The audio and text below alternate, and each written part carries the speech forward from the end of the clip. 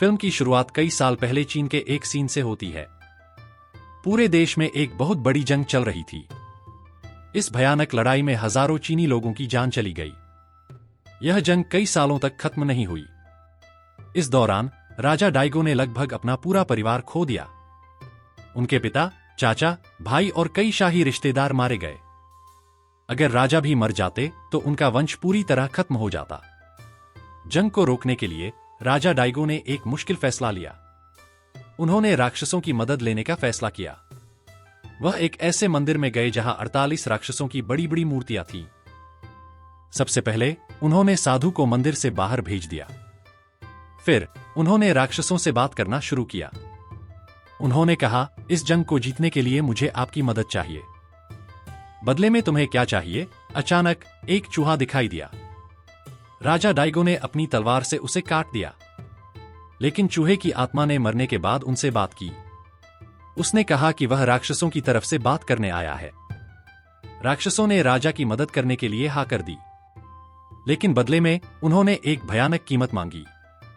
वे राजा के पहले बच्चे के सारे अंग चाहते थे। बिना किसी झिझक के राजा डाइगो ने सौदा मान लिया। जैसे ही समझौता हुआ, आसमान से बिजली गिरी। वह राजा के सिर पर लगी, जिससे क्रॉस जैसा निशान बन गया। बाद में जब साधु को पता चला कि राजा ने अपने अजन्मे बेटे की बलि दे दी है, तो वह डर गया। सच सामने आने के डर से राजा डाइगो ने साधु को मार डाला। जैसे जैसे साल बीतते हैं, हमारी मुलाकात एक जवान लड़के से होती है जो एक शहर में आता है। लंबा हुड पहने हुए लड़का एक बार में घुसता है। अंदर कई लड़कियां स्टेज पर नाच रही हैं। उनमें से एक ने मास्क पहना हुआ है। लड़का तुरंत आगे बढ़ता है, लेकिन कई सिक्योरिटी गार्ड उसे रोकने के लिए दौड़ते हैं। एक ही पल में वह उन सभी को मार देता है। वह स्टेज पर चढ़ता है और अपनी तलवार से डांसर के चेहरे से मास्क हटा देता है। अचानक सबको सच्चाई पता चलती है। वह लड़की असल में एक मॉन्स्टर है। उनकी आंखों के सामने वह एक बड़ी मकड़ी में बदल जाती है। वह लड़के पर हमला करती है। लड़का अपनी ही बाह को काटता है और उसे फाड़ देता है। बाह जमीन पर गिर जाती है। सब हैरान रह जाते हैं। उसके नीचे उसका असली हाथ दिखता है। जो बाह उसने खोई थी वह नकली थी और उसके अंदर एक तेज ब्लेड छिपा हुआ था। इस ब्लेड का इस्तेमाल करके लड़का पलटवार करता है। डरे हुए लोग बार से बाहर भागने लगते हैं। बाहर एक जवान लड़की सब कुछ देखती है। वह अंदर भागती है।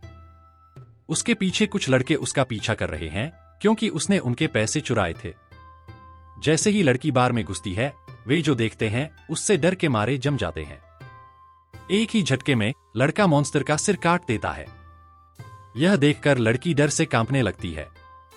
लड़का शांति से अपनी नकली बाह फिर से लगा लेता है। जैसे ही वह आगे बढ़ता है, वह अचानक गिर जाता है। उसकी नकली टांग गिर जाती है। उसकी जगह एक असली टांग धीरे धीरे बढ़ने लगती है। वह खड़ा होता है और उन दो डरे हुए जवानों के पास जाता है। फिर वह अपनी आंखें निकालता है और पूछता है, मैं कैसा दिख रहा हूं? वे डर के मारे चिल्लाते हैं और भाग जाते हैं। जो लड़की उसे देख रही थी वह मुड़ती है। वह जल्दी से उसका पीछा कर रहे लड़कों में से एक को गिरा देती है और भाग जाती है। बाद में वह एक बूढ़े आदमी को उस अजीब लड़के के बारे में बताती है। वह बताती है कि उसने कैसे एक मॉन्स्टर को मारा और कैसे उसके हाथ और पैर नकली थे। बूढ़ा आदमी चुप रहता है। उसे पहले से ही लड़के की कहानी पता है। वह समझाने लगता है, सालों पहले एक जादूगर था। अपनी जादू की शक्ति बढ़ाने के लिए वह एक नदी के किनारे जड़ी बूटियां इकट्ठा कर रहा था। तभी उसे एक लकड़ी के बक्से में एक बच्चा मिला। बच्चे के शरीर में कोई अंग नहीं थे। न हाथ थे, न पैर थे, न कान थे। फिर भी वह किसी तरह सांस ले रहा था। जादूगर ने उस लड़के को शरीर देने का फैसला किया। उस समय एक बड़ा युद्ध देश को तबाह कर रहा था। हर जगह लाशें पड़ी थीं। जादूगर ने उन लाशों को इकट्ठा किया। उसने उन्हें शक्तिशाली जड़ी बूटियों के साथ पकाया और काला जादू किया। बिजली और पानी का इस्तेमाल करके उसने एक दिल बनाया। इस रस्म से उसने बच्चे को फिर से जिंदा कर दिया।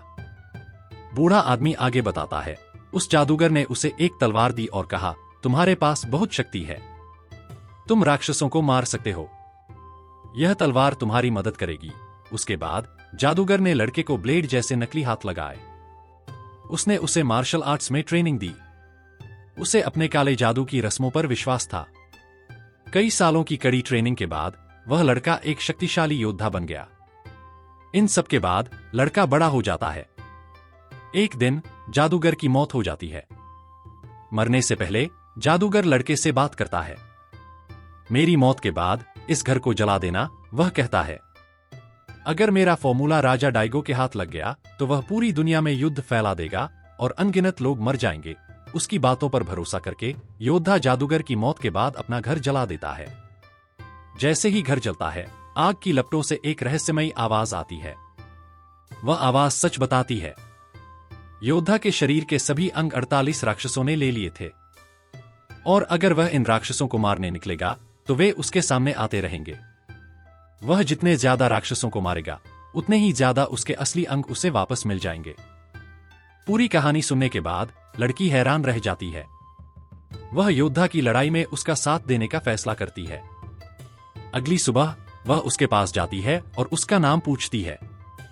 योद्धा जवाब देता है, पहले तुम मुझे अपना नाम बताओ। लड़की जवाब देती है, मेरा कोई नाम नहीं है। योद्धा कहता है, मेरा भी नहीं, लेकिन लोग मुझे हयाकिमारू कहते हैं।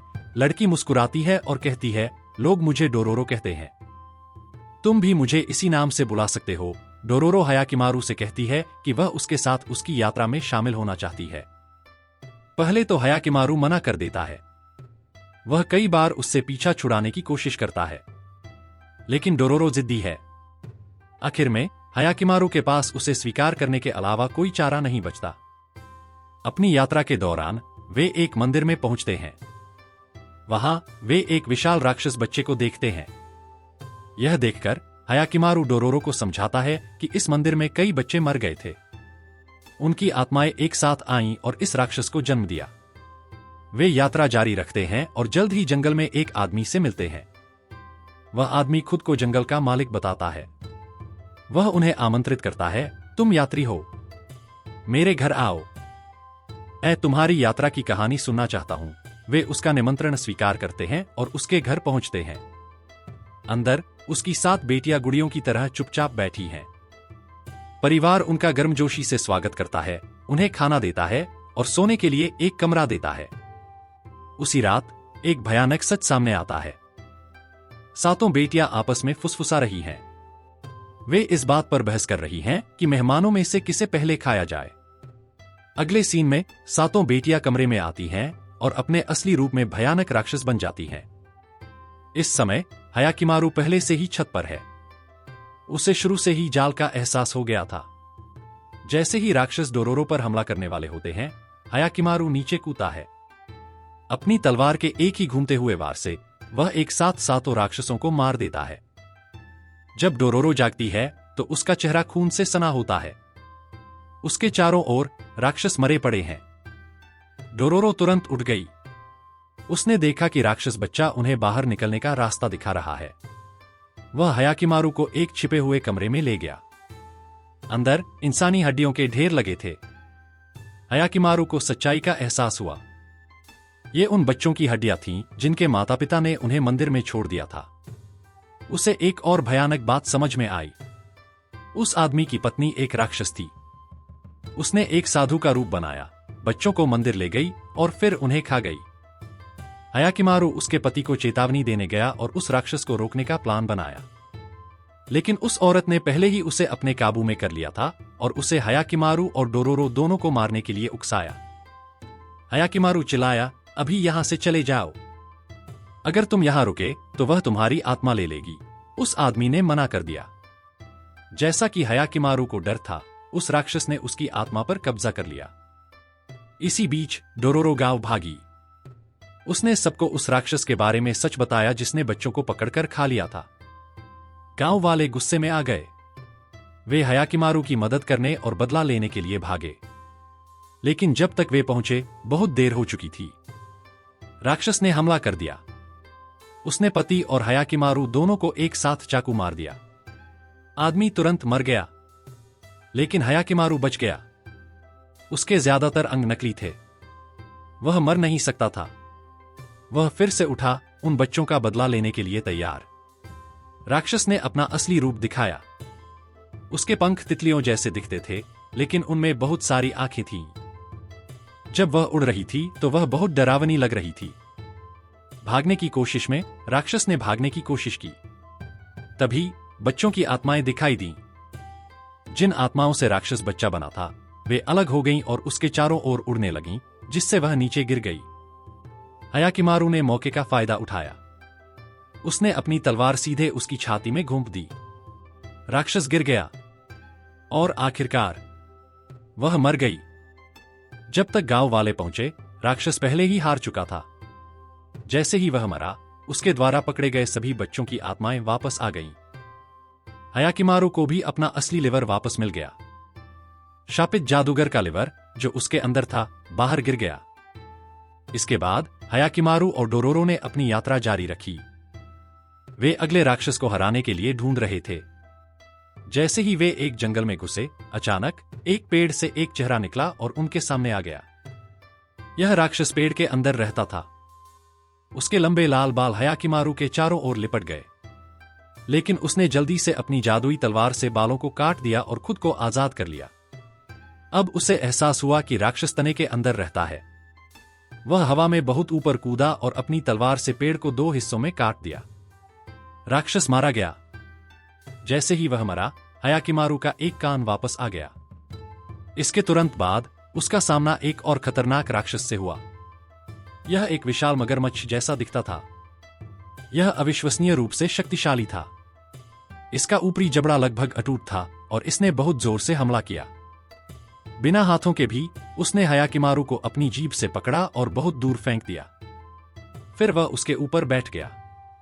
डोरोरो ने मौके का फायदा उठाया और अपनी पूरी ताकत से उसे आजाद कराया। हयाकिमारू को एहसास हुआ कि वह मगरमच्छ को बाहर से नहीं हरा सकता। इसलिए उसने एक योजना बनाई। उसने उसका मुंह खोला और उसके पेट में घुस गया। अंदर से उसने हमला किया और राक्षस को मार डाला। इसके बाद उसे अपना असली गला वापस मिल गया। लेकिन लड़ाइयां खत्म नहीं हुई थीं। एक विशाल चील दिखाई दी। उसने हयाकिमारू को पकड़ा और उसे एक गुफा में ले गई। उसने उसे नीचे गिरा दिया और एक बड़े पत्थर से उसे कुचलने की कोशिश की। हयाकिमारू बाल बाल बचा। चील ने उसे फिर से उठाया और उसे पहाड़ से नीचे फेंकने की कोशिश की। हयाकिमारू ने अपनी तलवार चट्टानों में घुसा दी और खुद को टिका लिया। मौके का फायदा उठाकर डोरोरो ने चील के सिर पर एक पत्थर फेंका। हयाकिमारू आगे बढ़ा। उसने अपनी तलवार कई बार घुमाई और चील का मुंह उसके गले से काट दिया। मरने से पहले राक्षस बोला, तुम हमें मारने आए हो, लेकिन तुम्हारा असली दुश्मन तुम्हारा अपना पिता है। वह अपना सिंहासन बचाने के लिए हमारे पास आया था। उसे बचाने के लिए उसने तुम्हारी बलि दी। उसने तुम्हारे अंग हमें बेच दिए। यह कहने के बाद राक्षस फट गया। वह पूरी तरह से नष्ट हो गया। हयाकिमारू को उसका हाथ वापस मिल गया, लेकिन उसे यह सोचने लगा कि क्या उसके अतीत में कुछ और भी था जिसके बारे में वह नहीं जानता था। वे आगे बढ़े और आखिरकार डाइगो के राज्य में पहुंच गए। डोरोरो डाइगो से बहुत नफरत करती थी, क्योंकि उसके आदमियों ने उसके माता पिता को मार डाला था। डाइगो को लगा कि उसके गांव वाले उसके दुश्मनों से मिल गए हैं, इसलिए उसके कई सैनिक आए और उन्होंने बेगुनाह गांव वालों पर बेरहमी से हमला किया। डोरोरो और उसकी मां ने यह सारा मंजर देखा। सैनिकों ने पूरे गांव को तबाह कर दिया। डोरोरो की आंखों के सामने उन्होंने उसके पिता के चेहरे पर तलवार से वार किया और उन्हें मार डाला। उस दिन सिर्फ 2 लोग जिंदा बचे, डोरोरो और उसकी मां। शाम को मौका देखकर वे भाग गए। वह दिन उन पर बहुत भारी था। खाने के लिए कुछ नहीं था। उसकी मां ने कहा, देखो डोरो, तुम्हें एक लड़के की तरह मजबूत बनना होगा जब तक तुम्हें अपने पिता जैसा कोई अच्छा आदमी न मिल जाए। यह कहकर वह मर गई। उस दिन से डोरोरो ने सारी मुश्किलें अकेले झेली, लेकिन उसने एक फैसला किया, वह अपने माता पिता की मौत का बदला डाइगो से लेगी। उनकी बातचीत के दौरान डाइगो के कई सैनिक आ गए। डोरोरो का गुस्सा फूट पड़ा और उसने अपनी तलवार उनकी तरफ कर दी। एक सैनिक ने उसकी गर्दन पर तलवार रख दी, उसे मारने के लिए तैयार था। हयाकिमारू ने तुरंत कार्रवाई की। उसने पास पड़ी एक मरे हुए जानवर की खोपड़ी को लात मारी, उसे सैनिक के हाथ पर दे मारा और फिर अपनी तलवार से उस पर हमला किया। दूसरी तरफ डोरोरो ने दूसरे सैनिक से लड़ाई की और उसे हायाकिमारू के सामने ले आई। जब हायाकिमारू दोनों दुश्मनों से लड़ रहा था, डोरोरो ने तीसरे सैनिक को संभाला, उसे घुमाया और हायाकिमारू के पास ले आई। हायाकिमारू पहले ही 2 सैनिकों को मार चुका था। एक ही वार में उसने तीसरे को भी मार डाला। वे गांव में पहुंचे। जैसे ही वे शहर पहुंचे, डोरोरो की एक आदमी से लड़ाई हो गई और हायाकिमारू भी लड़ाई में शामिल हो गया।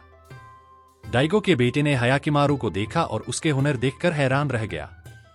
उसने उसे महल में बुलाया और उसे अपने सैनिकों का कैप्टन बनने का ऑफर दिया। जब हायाकिमारू पहुंचा तो उसकी मां उसे देखकर हैरान रह गई। उसने उसका नाम पुकारा और उसकी तरफ भागी, जैसे उसने उसे तुरंत पहचान लिया हो। हायाकिमारू ने अपनी मां का हाथ पकड़ा और उसे वह दिन याद आया जब उसकी मां ने उसे कपड़े में लपेटकर नदी में फेंक दिया था।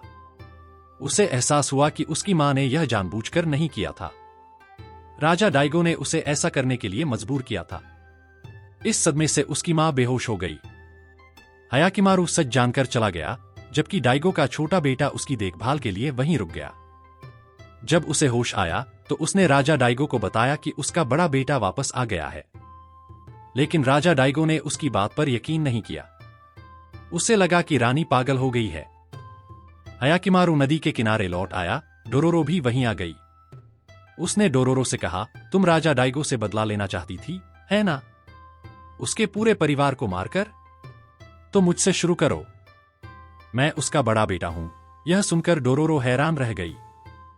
हायाकिमारू खड़ा हुआ और बोला, मैं तुम्हें अपना चेहरा दोबारा नहीं दिखाऊंगा। यह कहकर वह चला गया। डोरोरो उसके पीछे भागी और हायाकिमारू की पीठ में चाकू मार दिया। इस हमले से हायाकिमारू को चोट नहीं लगी, क्योंकि वह अमर था। इसी बीच वह बूढ़ा आदमी आ गया जिसे हायाकिमारू की पूरी कहानी पता थी। उसने हायाकिमारू से कहा, तुम्हारे पिता ने तुम्हारे सारे अंग 48 राक्षसों को बेच दिए थे। यह सुनकर हायाकिमारू को गुस्सा आ गया। उसने तय किया कि वह अपने पिता डाइगो को 48 टुकड़ों में काट देगा, ताकि डाइगो को भी वही दर्द महसूस हो जो उसके बेटे ने सहा था। यह सुनकर डोरोरो को भी गुस्सा आ गया। उसने कहा, तुम्हें ऐसा नहीं करना चाहिए। उसने कुछ भी किया हो, वह फिर भी तुम्हारा पिता है। उनकी बातचीत के दौरान कुत्ते जैसे दिखने वाले 2 राक्षसों ने अचानक हायाकिमारू पर हमला कर दिया। वे उस पर ऐसे झपटे जैसे वे कई दिनों से भूखे हों।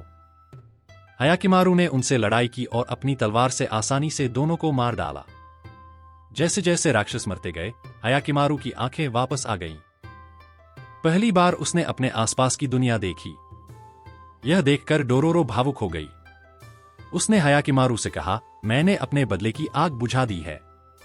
अच्छा होगा अगर तुम भी अपने पिता के लिए अपनी नफरत छोड़ दो। सीन किंग डाइगो पर जाता है, जो उसी मंदिर में गया जहां उसने अपने बेटे को 48 राक्षसों को बेच दिया था। उसने कहा, अपने बेटे की बलि देने के बाद भी मेरे इलाके में अभी भी युद्ध चल रहा है। यह सुनकर डाइगो ने हायाकिमारू को मारने का फैसला किया। उसके आदेश पर कई सैनिक उस पर हमला करने गए।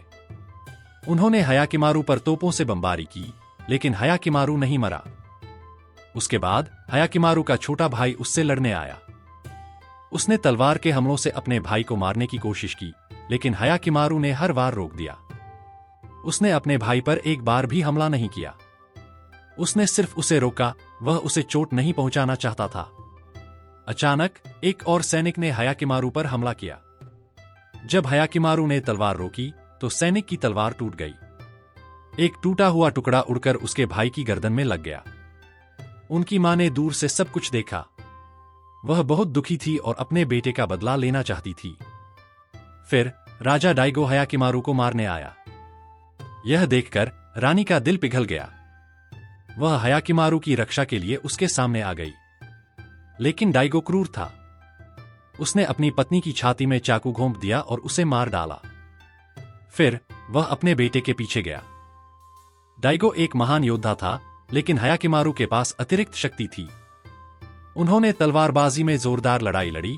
दोनों एक दूसरे को हराने की कोशिश कर रहे थे। आखिरकार राजा की ताकत कम होने लगी। वह बूढ़ा था और मौत के करीब था। वह गिर गया। हायाकिमारू ने उसकी गर्दन पर वार करने के लिए अपनी तलवार उठाई, लेकिन उसे डोरोरो की याद आई। उसने अपना बदला छोड़ दिया था। उसने खुद से पूछा, अगर डोरोरो माफ कर सकती है तो मैं अपने पिता को क्यों माफ नहीं कर सकता। उसी पल हायाकिमारू ने एक राक्षस को अपने छोटे भाई का शरीर उठाते हुए देखा। राक्षस ने डाइगो से कहा, अगर तुम मेरे सामने आत्मसमर्पण करते हो तो मैं तुम्हारे बेटे को फिर से जिंदा कर सकता हूँ। डाइगो ने बिना सोचे समझे शैतान के साथ सौदा कर लिया। हालांकि हायाकिमारू यह नहीं चाहता था। डाइगो ने मरने से पहले कहा कि उसे अपने बेटे को राक्षसों को देने का कोई पछतावा नहीं है। अचानक एक भयानक उड़ने वाला राक्षस दिखाई दिया। उसने राजा डाइगो का सिर खा लिया। उसकी जगह एक नया राक्षसी चेहरा उग आया। राक्षसों ने डाइगो के शरीर और आत्मा पर कब्जा कर लिया था। अब वह राज्य उस राक्षस का था और उसने पूरी दुनिया को नष्ट करने की धमकी दी। हायाकिमारू आगे बढ़ा। उसने राक्षस को काट दिया, उसकी छाती में चाकू घोंपकर डाइगो को खत्म कर दिया। उसके अंदर का राक्षस मर गया। मरने से पहले डाइगो ने कहा, मेरे छोटे बेटे को राजकाज संभालना चाहिए। जैसे ही यह हुआ, हायाकिमारू का असली दिल वापस आ गया। राजा की एक बहुत बड़ी सेना हायाकिमारू पर हमला करने आई, लेकिन उसके छोटे भाई ने उन सबको रोक दिया और उन्हें महल वापस भेज दिया। वह हायाकिमारू को भी महल ले आया। उसने हायाकिमारू को एक तलवार दी और कहा, यह राज्य तुम्हारा है। तुम पहले बेटे हो और सिंहासन के हकदार हो। हायाकिमारू खुश था कि उसके भाई ने उसे पहचान लिया, लेकिन उसने जवाब दिया, नहीं, मुझे अभी भी बहुत सारी लड़ाइयां लड़नी हैं। अभी भी बहुत सारे राक्षस बाहर हैं। उसके भाई ने सिर हिलाया, जाओ अपनी लड़ाइयां लड़ो, फिर वापस आकर अपने राज्य की देखभाल करो। हायाकिमारू खुशी खुशी चला गया। रास्ते में वह डोरोरो से मिला। वह रो रही थी। उसे विश्वास नहीं हो रहा था कि वह वापस आ गया है। इससे पहले कि हायाकिमारू कुछ बोल पाता, डोरोरो ने उस पर हमला कर दिया। हैरान होकर उसे समझ नहीं आया कि ऐसा क्यों हुआ। मुस्कुराते हुए डोरोरो ने कहा, अब तुम्हें सावधान रहना होगा। तुम्हारे सभी अंग असली हैं और कोई भी तुम्हें मार सकता है। दोनों ने एक दूसरे को देखकर मुस्कुराया। फिल्म उनके साथ की मुस्कान के साथ खत्म होती है।